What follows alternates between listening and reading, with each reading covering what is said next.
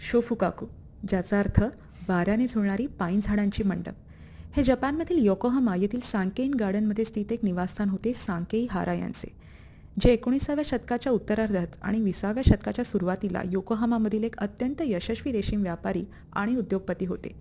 त्यांनी त्यांच्या अफाट संपत्तीचा उपयोग भव्य सांकेइन गार्डन तयार करण्यासाठी केला आणि तिथली शोफुकाकू ही एक इमारत.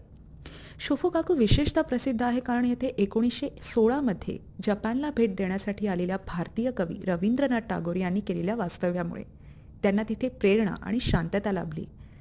सांकेइन गार्डन आणि शोफुकाकूच्या नैसर्गिक सौंदर्याने आणि शांततेने टागोरजी खूप प्रभावित झाले. इथून समुद्राचे विहंगमय दृश्य दिसत असे. या काळातील त्यांच्या लेखनात जपानी संस्कृती आणि निसर्गाबद्दलची त्यांची निरीक्षणे नोंदवली गेली आहेत. टागोर यांनी त्यांच्या जपान जात्री या प्रवासवर्णनात हे नोंदवले आहे.